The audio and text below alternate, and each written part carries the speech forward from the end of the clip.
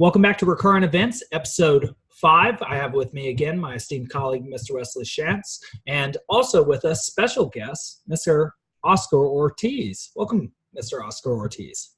Thank you, Alex. I'm excited about being here. I have to warn you that I haven't slept much, so if I'm off topic, do not be shy to let me know. Absolutely.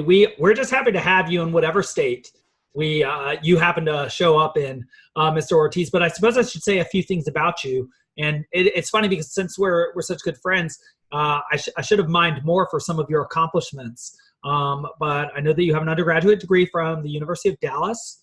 You have a master's degree from St. John's. You were a teacher before you went to St. John's, and were then a teacher again, I think afterwards, and then accepted a vice principal role and may now this year. And please correct me wherever I'm wrong, because the listeners are here to hear from you today, and are now like a full principal down in Dallas at a charter school. Is that correct? That is correct. I've been a full principal for a year and a half now, and there is one last thing that has happened, and I'm relocating to San Antonio to help run a school in Schertz, Texas, as the principal as well. Wow. And so what's interesting is we got to talk. Yeah. Oh, yeah. Wes, I'll put this down and then your question is that we got to talk to David Oldham yesterday, who's a sort of traditional public school teacher.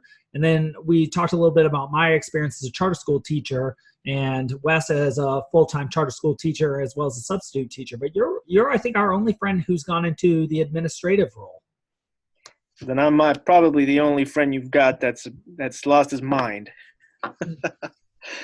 The administrative role can be it's recognized, or I guess it's known by teachers to be the kind of position that someone who's lost their mind will take, because it's not a very popular position with teachers. And in traditional schooling, and I'm sure you've probably heard about this, there's a division or a very strong opposition or a conflict that exists between teachers and administrators that I've worked really hard to avoid at the schools that I work at. Well, yeah, I was going to ask, why aren't you sleeping, Oscar? What's going on? Well, yeah, I think I answered that question. Yes, I've been traveling back and forth a lot from San Antonio, so that's why I'm not sleeping very much. There's a lot of loose ends that need to be taken care of with the school here at Mesquite or Dallas. And it's just an overwhelming amount of work right now. But hopefully I'll be getting some sleep soon. Well, two things about that. So something we had David Oldham do for us yesterday is he kind of took us through a day in his life. And I'd love to hear what like a day in your life is like right now. But also I want to hear about what prompted this change and what made you. And this is something we've talked about before, but what made you want to be an administrator? What made you want to be a leader, especially a leader in, education, where obviously you're overburdened and underpaid, rather than industry? And that's something I'm very interested in hearing from you, and why you would be willing to relocate as well in order to, I'd like to know what the difference between the schools are too.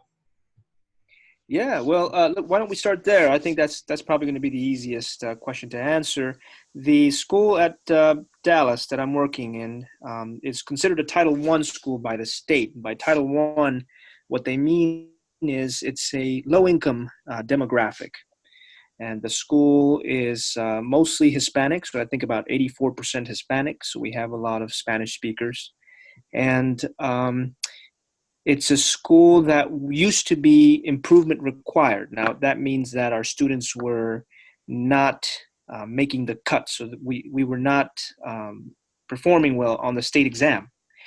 However, with the leadership of a gentleman named Ferrell Yoakum, who is my colleague, and we've been working together for the past couple of months here at Mesquite, the school made it off IR last year, which is excellent.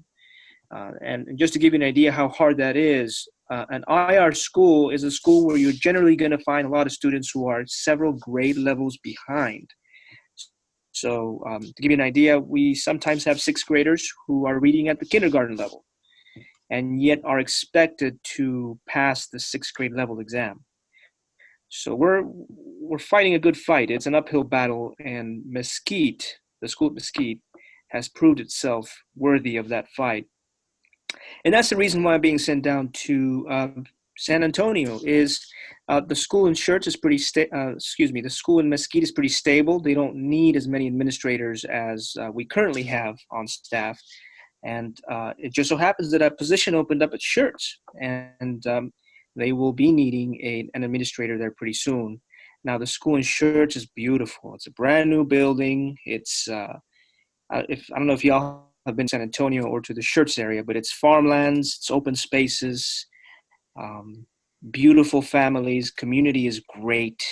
It's not a Title I school, but it's a school that is looking for the kind of leadership that will also improve the performance of the students. So I'm really looking forward to it. I'm always up for a challenge. And I think the reason that I'm always up for a challenge is growing up as a child, I read too many fairy tales. So I'm paying the price for it now. Oscar, what's your favorite fairy tale, or what's one that sort of comes to mind or inspires you at this juncture as you're making this transition? That's a great question, Wes. I every fairy tale has a very similar theme, so it's very difficult to choose one that's my favorite.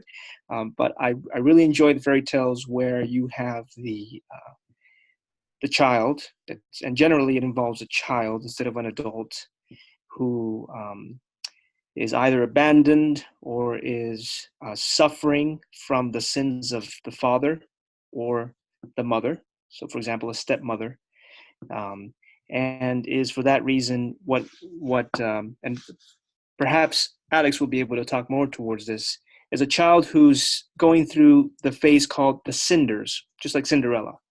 So the child is in the basement working on the cinders, and the child then finds himself or finds the gold within his or her heart and makes it up into the throne room, and eventually sits on that throne room, which I think that's just, it's a beautiful story of trial and success in the end, or victory in the end. And it's not always in the form of material success, but spiritual, emotional, just a good life lived.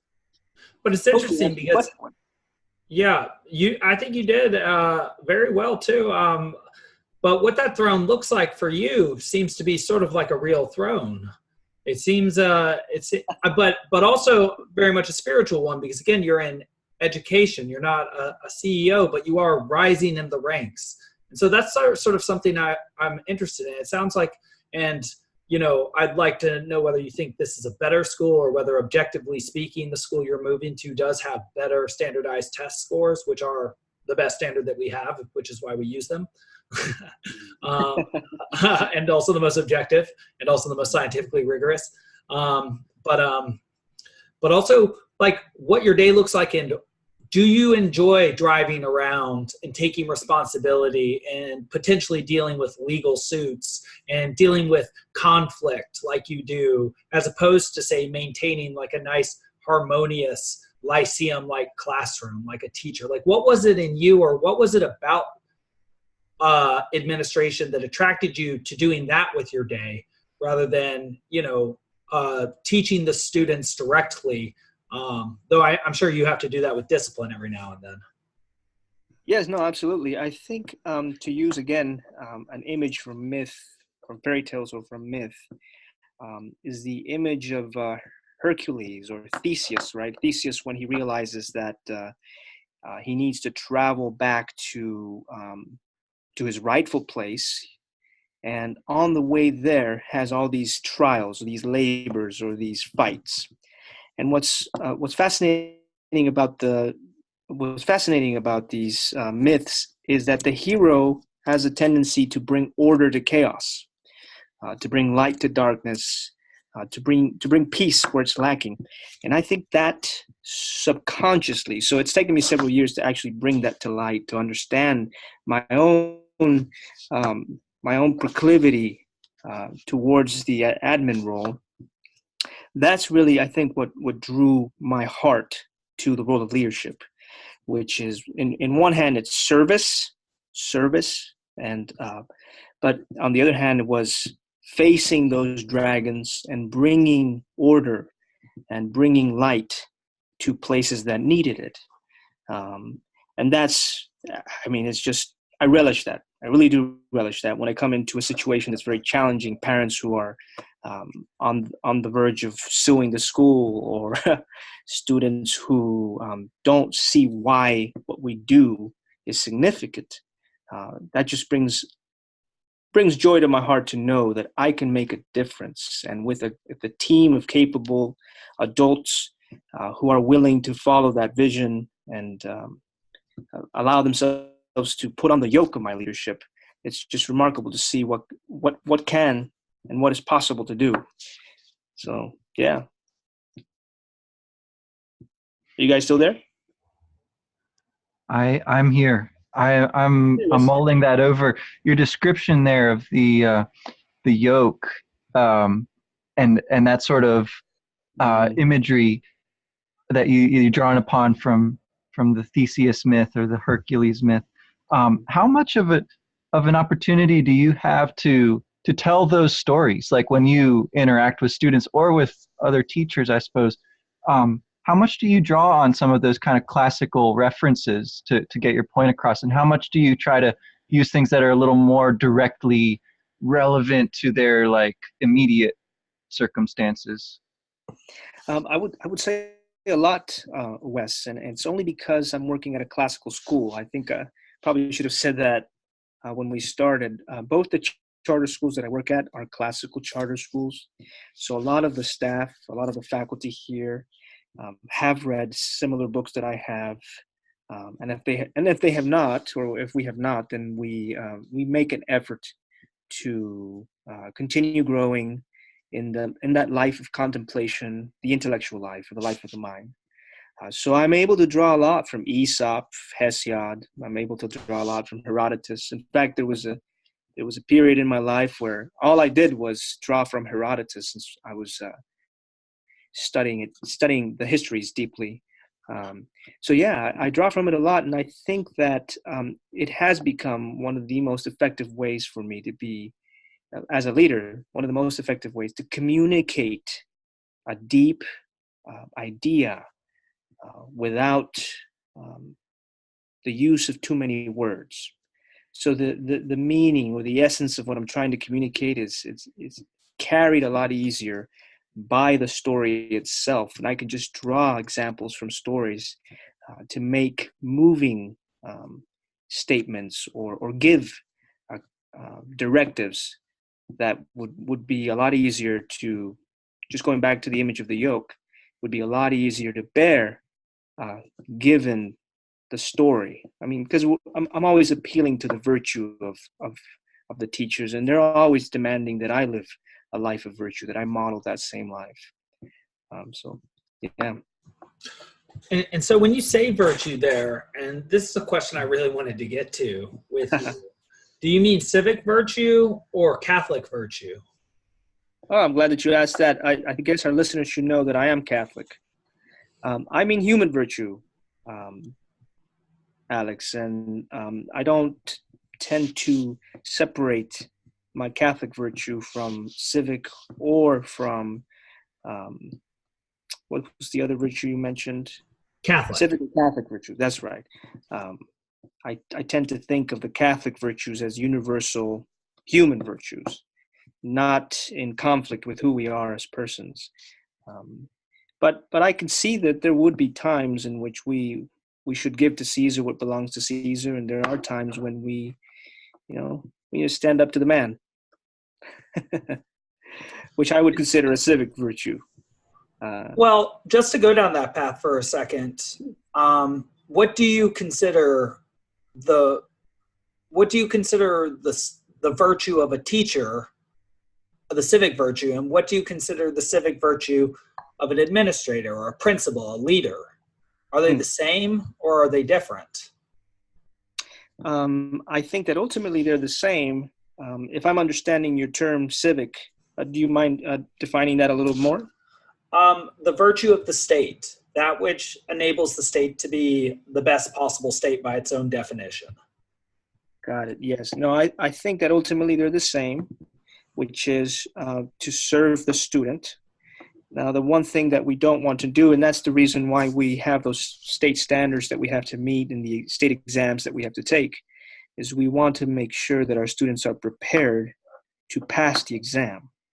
But ultimately, the higher aim of at least a classical educator is to make sure that the student is prepared to live a life of true human flourishing, a good life, a life that will lead to happiness. And again, as a classical educator and a man who teaches Dante, like you do, Dante's Divine Comedy, it is that path towards virtue that leads towards true happiness, right? The beatific vision, the ultimate beatific vision. Yeah, that makes me think about the goal of a classical education and how that might be in tension with the goals or the effects, maybe, if they're not goals exactly, because maybe there is no goal, but the effects anyway of a non-classical education, right? Just like a normal public school.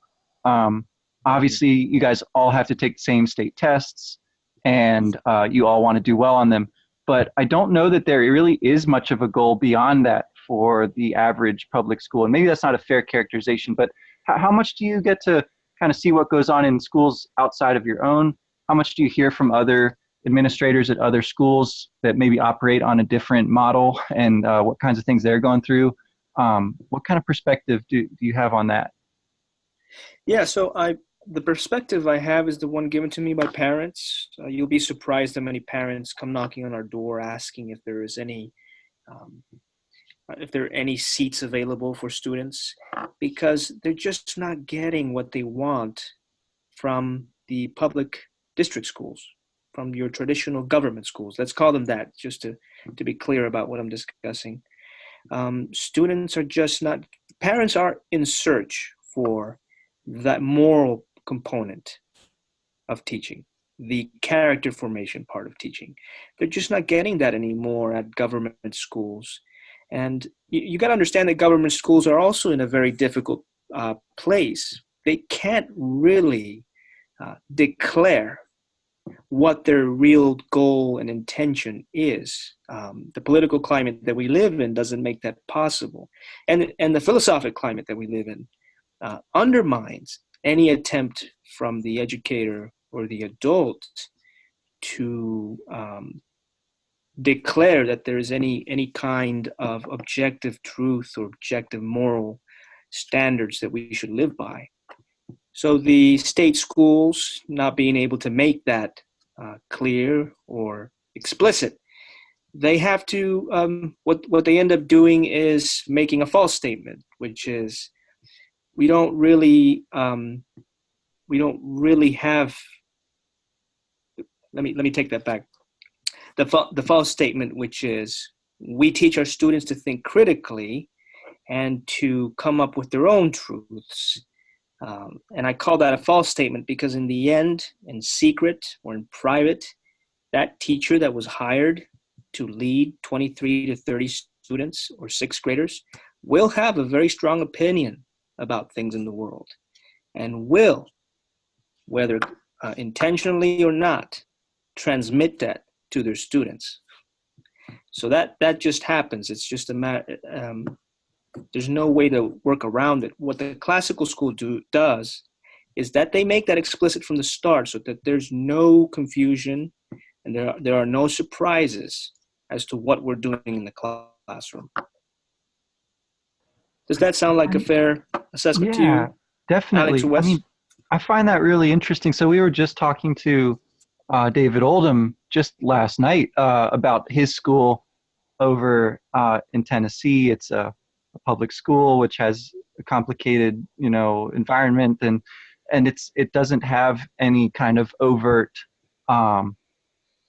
stance on the moral aspect or the character development aspect, or certainly not on any kind of religious tradition which might be underlying a lot of that, or be a very particularly beautiful expression of a lot of that.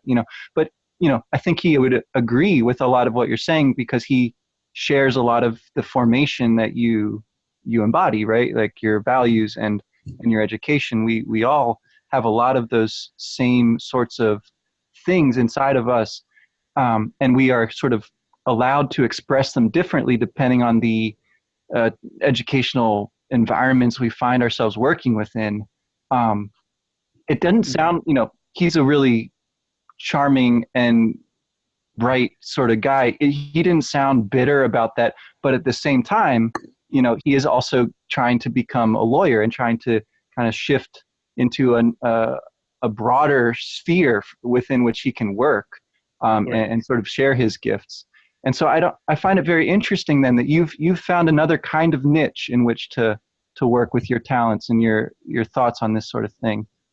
Is teaching, or rather administrative, leading schools and reforming schools, is that sort of your long-term goal, or would you have some other thing down the line that you're looking to do at some point? No, I think it is the long-term goal. And the reason that I've made it my long-term goal is that it is the only, at least besides becoming a professor at a university, is the only other field that I've found where I am given the opportunity, not just I'm encouraged to continue being a scholar. I'm encouraged to continue reading, to doing research and writing. And that's really, in my opinion, one of the main callings, one of the main things that appeals to me. So I am, for example, attracted to the law profession, and I'm a little envious of Oldham that he's actually taken on that path. But at the same time, I know what I have, and I know what fulfills me, and it wouldn't fulfill me in the same way that it would Mr. Oldham, for example. I need to have that moment. I need to have that book in my hand all the time where I can draw from it, and then I can teach my teachers the good things that I'm learning, the good, deep things that I'm learning from our own tradition, our Western tradition. It's so interesting that you said that one of your favorite things about being in education is that you are encouraged to continue being a scholar. And that's exactly what Mr. Oldham said that he was in education for, that he loved about education. But I want to know a little bit more about what you just said about why pursuing the law would be less interesting to you than keeping the book in your hand, which I understand to be staying in education. And I would like to know a little bit more about your long-term goals and why you think you can help more as a leader, as a direct leader, or an overarching leader, whether you do conceptualize yourself as sort of a Darius or a general figure like that at some point, rather than a teacher. Or do you intend to take on both roles? Because, I know that you are very academic. We obviously do the Great Men podcast together, and we'll be starting that up at some point again. That would be wonderful if we did. I would love to. And Wes is constantly encouraging me to get back on that. So, we've got some support here. But not just the support. I want to interject. There's also not just the pull, but also the push. We want to find some people, and we've thrown it out to Sarah, our co-worker here. But we want to find someone to do a Great Women podcast too, to kind of like compete with you guys and just like have that spark between the different perspectives. So if that's any encouragement to help you get going again. Yes. That would be fun. And so why education over law in that respect, and why leadership over the classroom, and what kind of leadership in the future? How do you conceptualize your path? Well, if I'm sincere with myself, Alex, it's really a battle between two different kinds of ambition. The first type of ambition that I struggle with or wrestle with is the kind of ambition that comes with having a big name in the world, that financial security, dressing well, being fit, being the best that you can be at everything.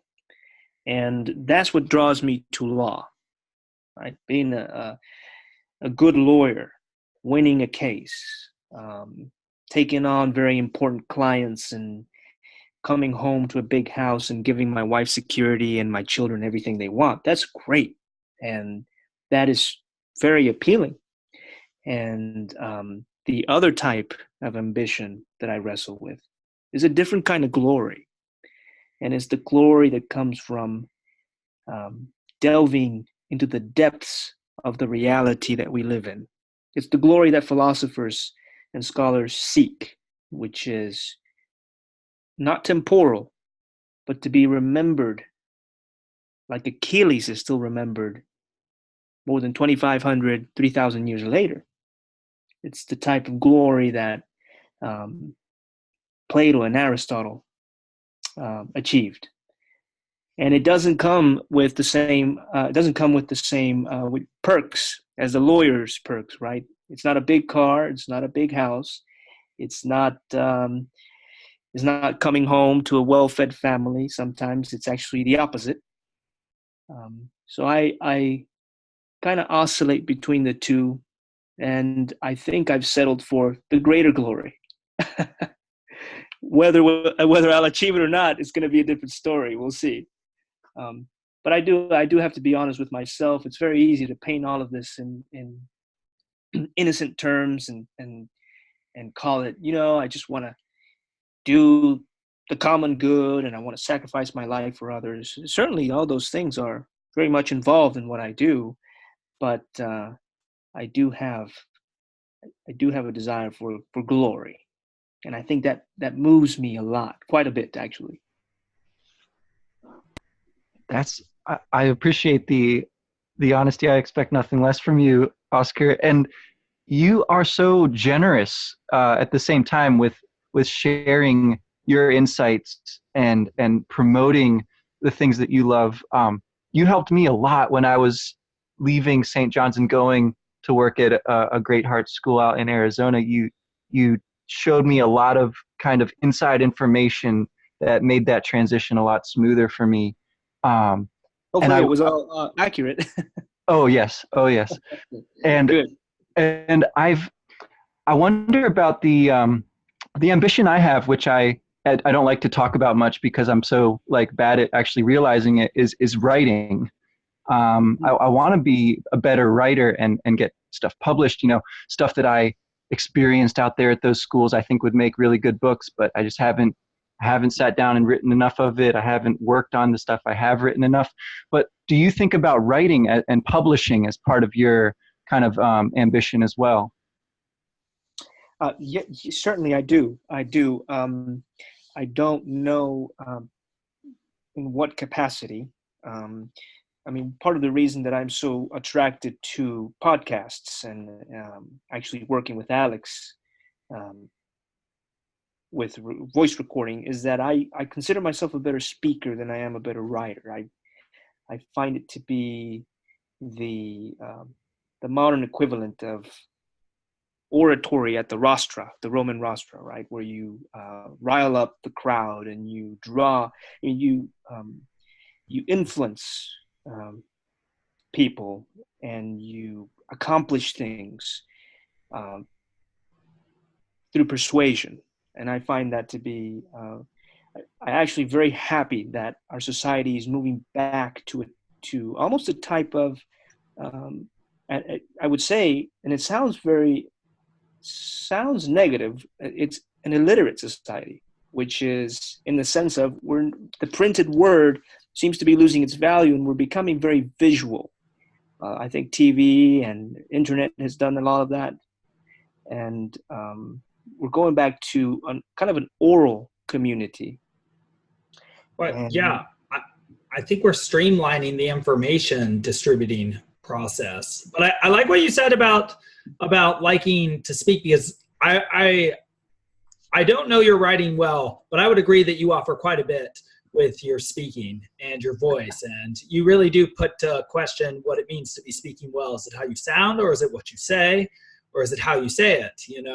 And very interesting with you. But I think that the act of having these sorts of conversations is also very gentlemanly in the Athens Greek sort of sophrosune and kalos kagathon way, that sophisticated sort of way. Because what is it exactly that we're doing but sharpening ourselves against each other by engaging in mental gymnastics, but also mutually informing each other by sharing our respective experiences and perspectives on that which we share in common and that which we do not share in common, right? So and there is a market now for people listening to this sort of thing, because you can listen at any time, in the car or walking around, doing laundry, taking a walk, even going to the gym or something like that. And so, we got to start up the Great Men podcast again.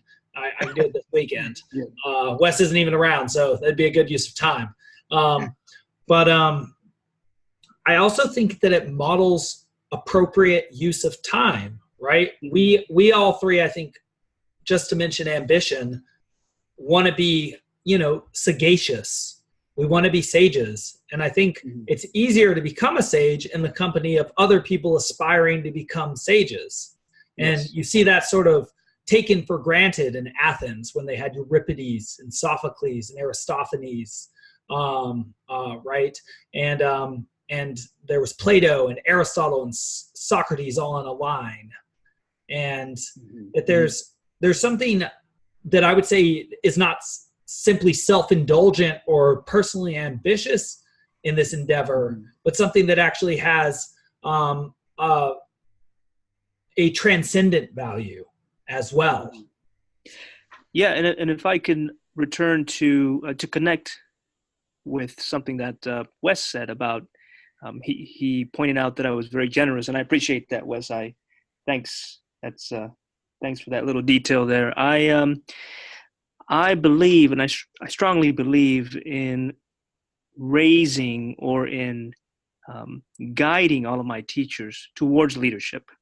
I don't believe in the type of ambition that is cutthroat or is at the expense of others, because real greatness, in my opinion, will draw everyone up with it. So in the context of a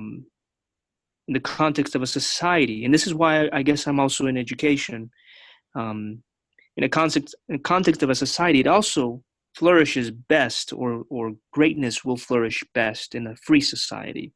I mean, we see this is an argument that Socrates himself makes, is he is the result of a society which is a democratic one. And he raises an interesting question: would he have been possible in a tyranny? Or men like him, would they be possible in a tyranny? Perhaps, but maybe not as much. And that's why I'm in the field of education, because I want to bring up, and I want to coach, and I want to lead, and I want to guide, and I want to raise others to the best that they can be, for their sake, but also for my sake, because I know that in the context of a better society, I have a greater chance of reaching a higher standard than in a society where that's not the case. I'm not quite sure that I made that point very clear. So ask me questions if in case I didn't say that right. Well, so I think I'm following you, and I think it does tie in with Alex's point about the kinds of dialogue that are possible in a community, where you have a number of people who are all striving to be great. And I wonder if there's like who do you talk to on a daily? I kind of asked this before about like other administrators. You mentioned one of your co-administrators at the school. Who do you kind of look up to? Who do you work with on a daily basis to kind of flesh out your ideas and continue growing? I know scholarly guy, you keep reading a lot of stuff too. And so what maybe some of the things that you've been reading lately that have been influencing you, if you could just kind of share some of those tips and tricks. that's that's a great question. I think it's easier to answer by starting with some of the things that you should avoid. Sure. You're a great thinker. And it's Facebook. I think you should avoid Facebook. I think you should avoid anything that will distract your mind from that goal. And in my case, Facebook is a real trap because it's such an easy way to occupy the mind on such trivial and petty things. And there's no real sincere dialogue occurring. There's this beautiful book by a French Jesuit called Sertalange, and it's called The Life of the Mind. And he describes how the mind is this perfectly taut string. It's beautiful. Think of a guitar string. And when the mind is at peace, contemplating the things it ought to contemplate, and it is progressing in its own growth, then you don't see it vibrate. It's just still. But when the mind is too occupied with this theory, that opinion, that argument, and it's too distracted by this lecture or that, then it vibrates uncontrollably. It doesn't necessarily make a good sound either. It probably doesn't have the right pitch. So I would say that the first thing that I would recommend and that I would share with my own teachers who are aspiring to become leaders is to focus and to remove from their lives all those things that are distractions. And it's very difficult. I'm surprised how many people cannot let go of the TV, for example. The TV seems to be one of the biggest vices of our times. And what's so amazing about it is that it's not even perceived as one.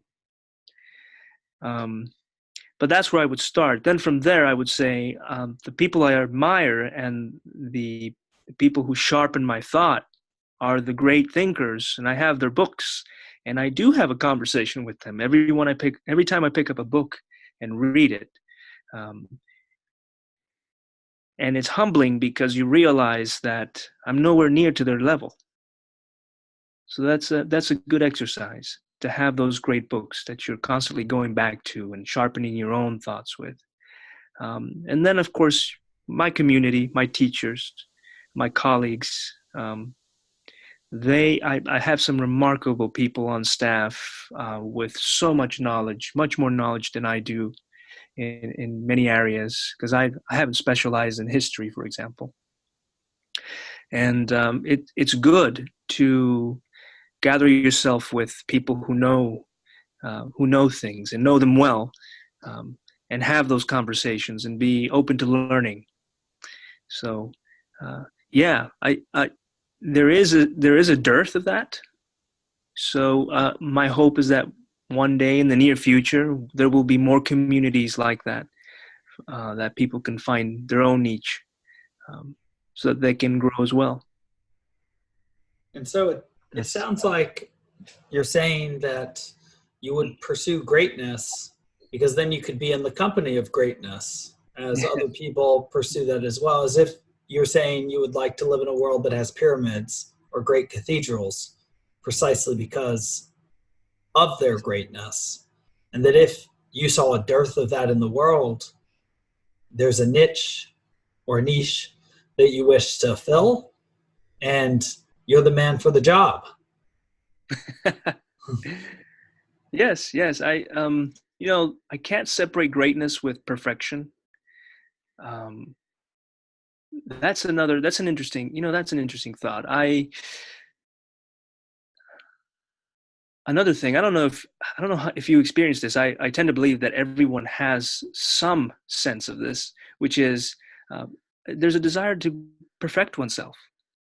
When you're aware of your own shortcomings, there are you have several options. You can just decide to disregard them, to live in denial of them, or to work on honing your skill and becoming better and perfecting it.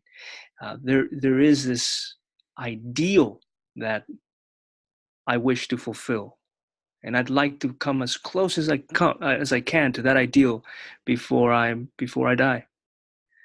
So greatness is not so much. There is the greatness that comes from fame, which others recognize you as great, and then there's the greatness of which I think hopefully I've communicated this well, is the greatness that I seek after, which is knowing that you are in pursuit of an ideal that transcends time and transcends your circumstances. Oh, absolutely. Yeah. Alex, do you want to kind of share that anecdote you were telling us about, something you experienced today in class before we started here, and maybe could kind of wrap this up with that and some reflections on it? Well, it's interesting because this year, especially with how many things I've been pursuing outside the classroom, I don't feel like I've connected with my students, especially the young guys, in the way I sometimes do, in sort of a joking way outside of the classroom. I'm sometimes around campus more, and so develop more of an offhanded relationship with them, but I've been far more business this year just because I don't have much time. But I had the opportunity with one of my young students today, and if he ever hears this, I don't want to inflate him too much, but I would consider him one of my better students. And well, to those who understand this, would have been one of the sort of students that Socrates would have enjoyed to talk to. And he's a special young man, I think. And, he even sustained a sort of bad brain injury last semester, and has been, working through that pretty well. But he stayed after class and he wanted to have a little conversation with me just about a couple things that weren't exactly directly related to the curriculum, but we had a seminar that day where I was talking about the Odyssey, this today, in fact. And I had been talking about how dealing with small problems is the most joyous thing humans can do. That, in fact, when they're bored, and I use the example of Christmas break for these students because it's very open to them, what they'll seek out are games. And what a game is placing obstacles in front of you that you, if you work hard enough and have enough skill, can overcome in order to achieve an end. But the real end is playing the game itself. And he said that he was really thinking about that. And part of the conversation was that small problems that you deal with make you more capable of dealing with bigger problems while also keeping your problems small. And he said that he had gotten behind on some work the last semester, and that he had watched his problems get larger, and that really resonated with him. And, he was saying all that as an intro to me, because the real question he wanted to ask was, he sort of looked at me and was like, Mr. Schmid, I'm very afraid of choosing the wrong career. Can you tell me something about that? And I was very frank with him, saying that's very difficult to understand, and especially if you're very creative, there might not be a ready-made career for you. But he said he's into science, and I said, well, that's very good. Pursue that. But then he had an even deeper question, which was, he was like, Mr. Schmid, I sort of looked at me like he was about to ask me something that might sort of morally offend me. But he didn't want to offend me. He's like, I really want to be the best at whatever I do. It's like, basically, I really want to be a standout. And, is that okay, is basically what he was asking. Or what does that mean? And I figured that he must have been asking me that question because to him, I must be somebody who to some extent embodies that, or is at least at the next level of attempting to embody that from him.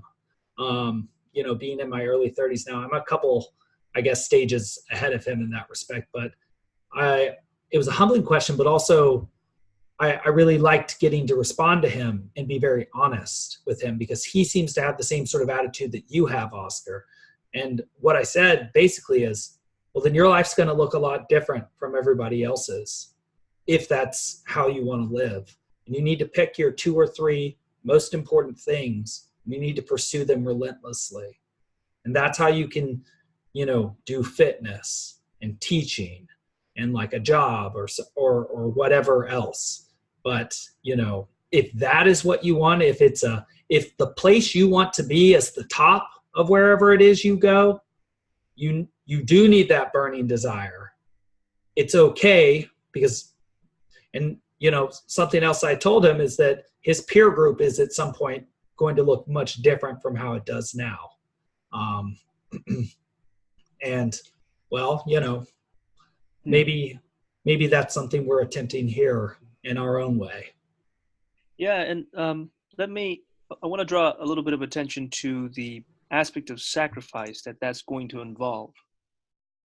It's very, working with a lot of millennials, myself being a millennial, I think it's something that I've struggled with quite a bit. But the younger the teachers become and the older I become, my employees become, I'm noticing that there is a growing trend among young people, which is they want the prize and they have the drive, but they're not aware of the level of sacrifice it will take.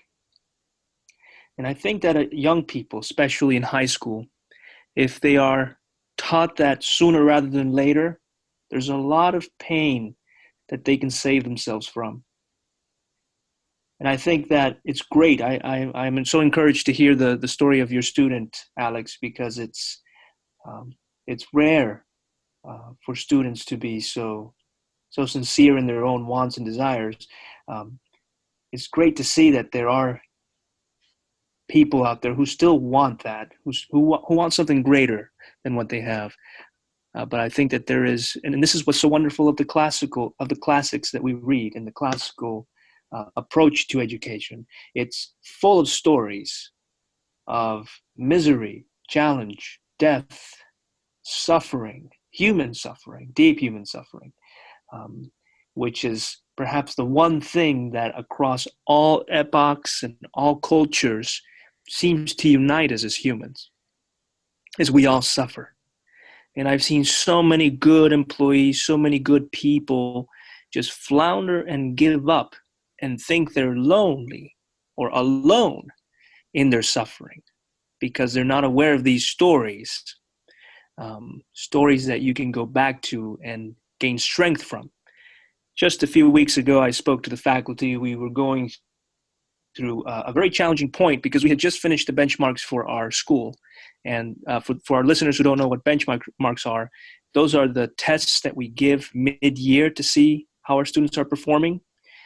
And there was a lot to be proud of, but there was still a lot of work left to do before we could reach our goal. So a story I drew from was Odysseus. I'm glad that you mentioned Odysseus. Odysseus does this wonderful thing every time he is in peril. He beats his breast and speaks to his heart and encourages his heart to continue persevering. Here is a man, of course, in his 50s, or perhaps even older, who does not have an inflated view or a mistaken view of how suffering will be very much a part of that upward journey towards the glory that he is seeking. And I think that young people should probably be initiated into that sooner rather than later, because they want the $1 million right when they finish college. So, yeah, no, Alex, it sounds like a great time to be reading the Odyssey with this student. Totally. Mm-hmm. Yeah. I don't know if you've encountered that, Alex, even with peers, perhaps. I know that I myself have sometimes despaired because I still haven't made my $1 million. Yeah, well, Nietzsche says whether it be at 23 or 33, but I think we're all getting up there, so we better get to work. But I think we're doing something, and we're doing something valuable here. And I think we're all heading in the right direction, and I think we're aiming true. And there's that. Sorry, go ahead. Yeah, no, go on. There's that beautiful story that I recall you brought up once, which is Caesar, young man Caesar, right, leading his army against the Gauls, and he's faced with the statue of Alexander, where he's standing before the statue of Alexander the Great, and someone recorded him to have whispered to himself with a deep sigh of regret and disappointment, "Only 33 in everything you have accomplished, and I have not accomplished anything." Those were Caesar's words when he was young. So in a way, he was also despairing, like a lot of us are. And he had not achieved it yet. Well, I can say something very similar in a more ironic way, because as an Alexander at 33, I despair myself. And yet, we all move at our own pace. The tortoise beats the hare, and the other Alexander didn't last much longer than this year. And so hopefully I can accomplish in a longer lifetime what he did in a shorter one in a different way. And perhaps that'll be true of all of us in our own way. Well, so Oscar, this is fantastic. Yeah. And I really want to enter into talks again about doing the great men, and potentially if we could figure out something short, we could do something this weekend, just because this is the listeners are in for a real treat when they get to listen to this. And thank you very much for sharing your very, very small amount of time. The listeners may not know you also have a family, a very young family. Yes. You're not just some bachelor doing all of this. I guess I'm the only one like that now. Wes is married, of course. Yes, that's right. That's right. Congratulations, Wes. I heard all about the wedding. I can't wait to meet your bride someday and your new family. Thank you. Yeah. Well, our schedule is really packing tight here. We're going to visit Oldham. Now we're going to visit Ortiz. All right. Thanks. All right. Bring it on. And we're gonna bring the recording equipment when we do it. And so, well, Oscar, it's been, to use some liturgical lesson or language on our civically minded show, it's been a real blessing to have you on. It's been a grace. And so thank you for gracing us with your presence. Thank you so much, Alex. It's a pleasure to be part of your show. I enjoy it quite a bit, and I hope to be part of it in the future as well. Here. Well, we hope to have you. All right. Until next time, gentlemen. Until next time. Bye-bye.